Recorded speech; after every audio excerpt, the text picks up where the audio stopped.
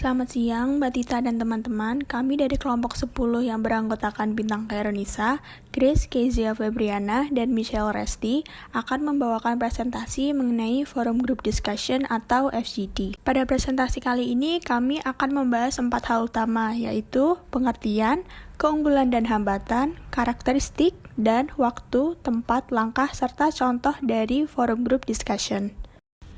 Yang pertama ada pengertian dari Forum Group Discussion atau FGD. Pengertian Forum Group Discussion atau FGD.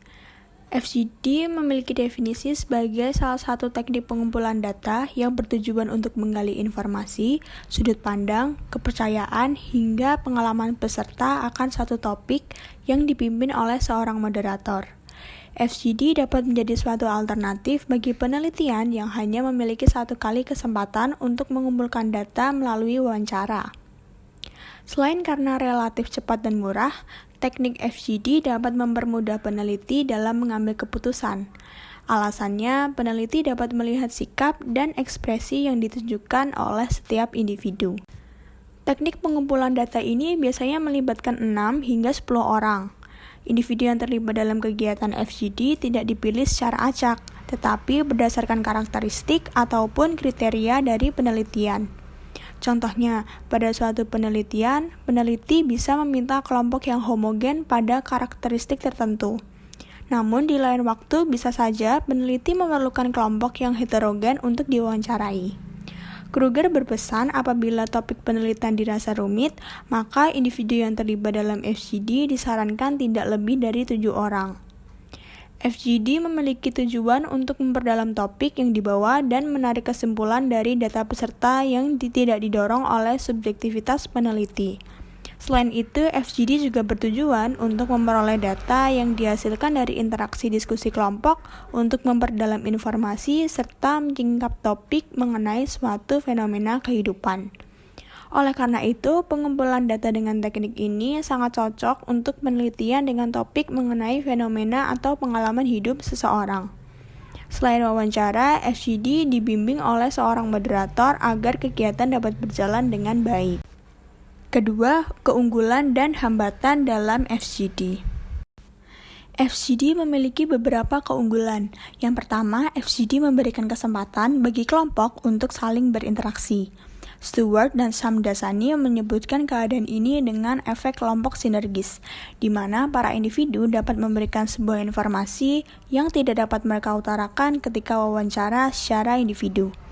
Hal ini mengingat bahwa perilaku dan sikap seseorang banyak dipengaruhi oleh konteks sosialnya. Kedua, seperti wawancara, jenis FGD juga bervariasi, dari informal atau umum hingga terstruktur. Salah satu keuntungan dari FGD informal adalah dapat mengurangi pengaruh dari peneliti. Ketiga, moderator dan kelompok dapat memimpin diskusi, sehingga peneliti dapat fokus dalam mengamati jalannya diskusi. Adapun hambatan dari teknik penelitian ini antara lain, anggota kelompok yang dominan dapat berdampak kurang baik atau merugikan peneliti. Sussman dan teman-temannya mengungkapkan bahwa tanggapan kelompok yang terlalu dominan dapat menimbulkan masalah dan tujuan penelitian pun tidak dapat terpenuhi. Kedua, hasil dari FGD ini secara umum kurang mendalam apabila dibandingkan dengan wawancara. Selain keterbatasan waktu, beberapa orang juga kurang dapat mengungkapkan informasi atau pendapat pribadi mereka dalam FGD. Kondisi ini merujuk pada teori spiral keheningan, yang menjelaskan bahwa seseorang yang memiliki pandangan minoritas akan cenderung untuk diam. Teori ini dapat digunakan dalam memahami bagaimana dinamika suatu kelompok akan memengaruhi jalannya sebuah diskusi. Selanjutnya yaitu ada karakteristik dari FGD. Terdapat beberapa karakteristik dalam teknik pengumpulan data dengan menggunakan metode Forum Group Discussion atau FGD ini. Yang pertama yaitu anggota memiliki kesamaan karakteristik. Banyaknya jumlah anggota di dalam kelompok dapat membantu memperluas informasi, sudut pandang, kepercayaan, hingga pengalaman sehingga jangkauan datanya lebih luas. Para peserta memiliki batasan waktu tertentu dalam berbicara, karena seluruh peserta perlu untuk diperhatikan. Selain itu, para anggota harus homogen atau memiliki karakteristik yang sama yang ditentukan oleh topik dalam diskusi dengan tetap memperhatikan serta menghormati para anggota satu dengan yang lainnya, seperti perbedaan bahasa, jenis kelamin, pendapatan, ras, etnik, dan lain-lain. Yang kedua, anggota tidak saling mengenal dan memiliki kesamaan karakteristik. Para anggota idealnya tidak saling mengenal. Jika hal ini tidak dapat atau sulit untuk dihindarkan, maka langkah yang dapat diambil adalah dengan tidak memasukkan anggota yang selalu berinteraksi sehari-hari secara teratur. Hal ini nantinya akan berkaitan dengan analisis data berupa apakah hasil yang didapatkan berkaitan dengan materi yang telah dibahas atau pendapatan anggota justru turut mempengaruhi interaksi di antara mereka. Selanjutnya yang ketiga yaitu proses pengumpulan data melalui metode kualitatif. Di dalam FGD, pengumpulan data yang akan didapatkan melalui pertanyaan terbuka untuk memberikan jawaban yang di dalamnya disertai dengan penjelasan. Maka dari itu, teknik pengumpulan data ini memiliki tujuan mengenai pandangan persepsi anggota terhadap sesuatu, mengambil keputusan terhadap tindakan apa yang akan diambil, serta mencari konsensus.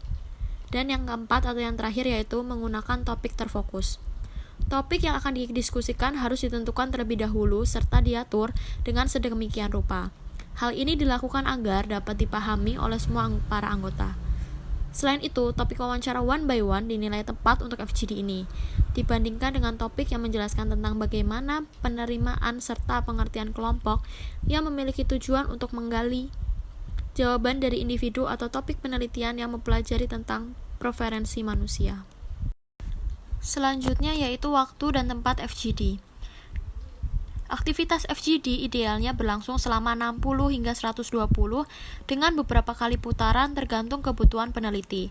Biasanya dalam sesi putaran pertama berlangsung lebih lama daripada putaran yang lain, karena peserta cenderung masih bersemangat akan topik yang disajikan.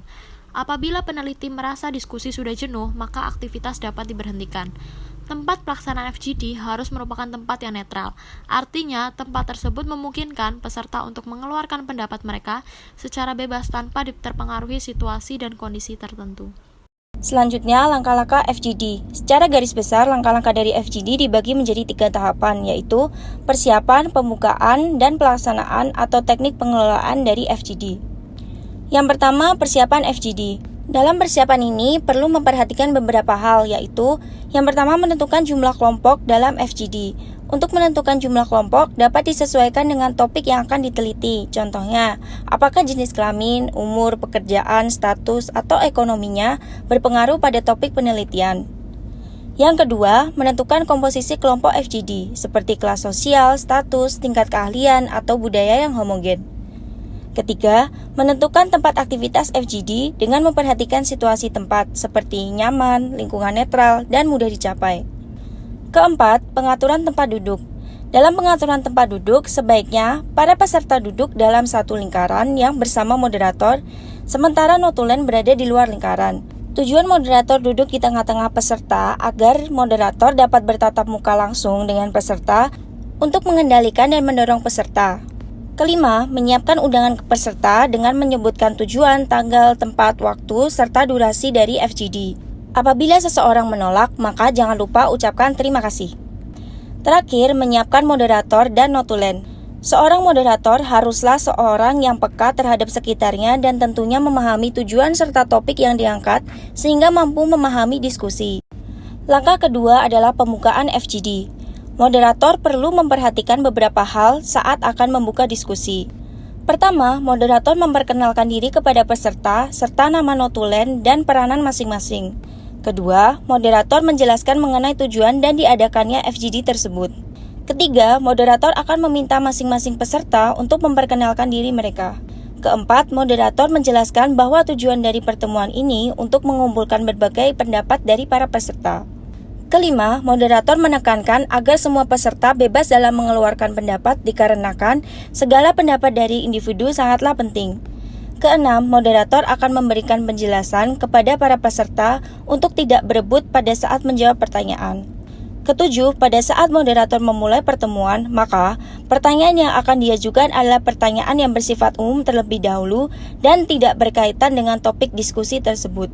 Langkah ketiga adalah pelaksanaan atau teknik pengelolaan FGD. Pada saat akan melaksanakan FGD, moderator perlu untuk memperhatikan beberapa teknik yang harus dilakukan. Pertama adalah klarifikasi. Klarifikasi merupakan teknik mengulang jawaban peserta yang dilakukan oleh moderator untuk meminta sebuah penjelasan lebih lanjut dalam bentuk pertanyaan.